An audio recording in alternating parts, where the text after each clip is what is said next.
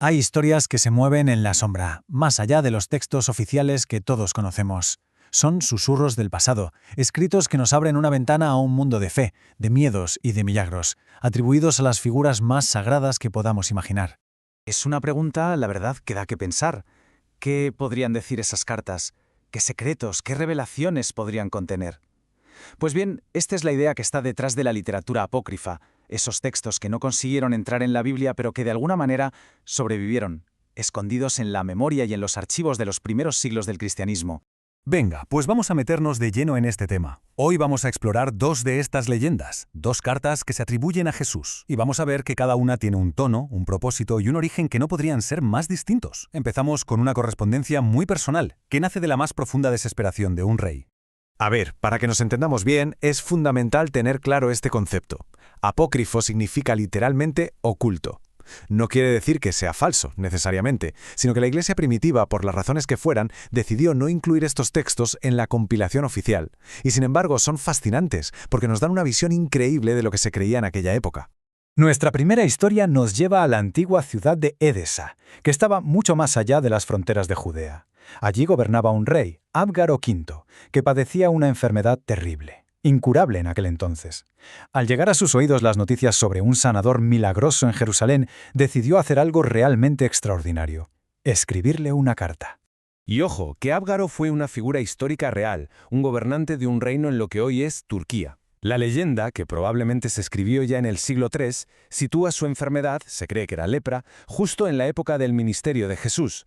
La fama del nazareno había viajado muy lejos, y para este rey representaba literalmente su única esperanza. Lo que es increíble de esta carta es la humildad con la que se dirige el rey. Reconoce que el poder de Jesús es divino y le ofrece compartir su ciudad, que él mismo describe como muy pequeña, pero digna, y suficiente para los dos. No es la orden de un monarca, es una súplica, una petición desesperada y, sobre todo, llena de fe. La respuesta que se atribuye a Jesús es compasiva, sí, pero no es lo que el rey esperaba. No va a viajar a Edesa. En su lugar, lo que hace es una promesa. Reconoce la fe de Abgaro, ese creer sin haber visto, y le asegura que la ayuda llegará, pero solo después de su ascensión. Así que lo más importante aquí es que la carta establece una conexión directa y una promesa divina para el futuro. Claro, la historia no se queda en las cartas. De hecho, esta correspondencia es solo el principio, el preludio del verdadero milagro.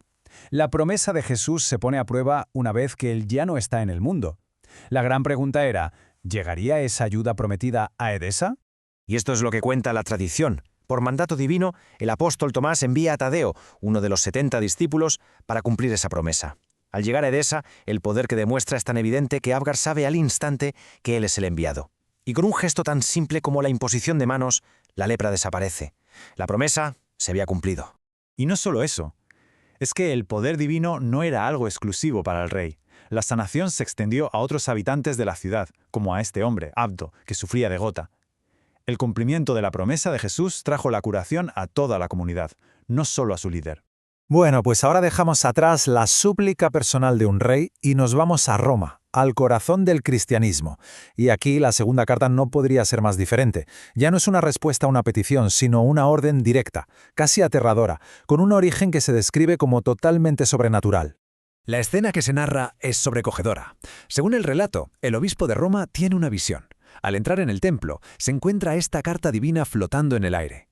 Y allí se queda, hasta que, tras 3 días de oraciones y lágrimas de todo el clero y el pueblo, la carta desciende suavemente a las manos del pontífice. El tono aquí da un giro de 180 grados. Si la carta a Abgaro era pura compasión y promesa, esta es un edicto de ira y advertencia. Es la voz de un Dios muy enfadado con la humanidad por su falta de devoción.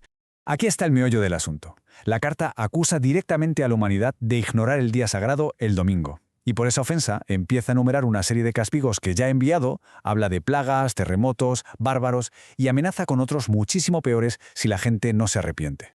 Las imágenes son directamente apocalípticas. Las amenazas están diseñadas para infundir un miedo profundo. Habla de bestias venenosas que devorarán a las mujeres, de una lluvia de fuego, de oscuridad total cubriendo la tierra. Vamos, que es un instrumento de control social a través del miedo a lo divino.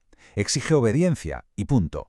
Aquí es donde vemos el contraste de una forma brutal, ¿no? Por un lado, tenemos una carta íntima, llena de esperanza, que responde a la fe individual de una sola persona. Y por el otro, un manifiesto público, aterrador, diseñado para imponer una norma religiosa a toda la sociedad.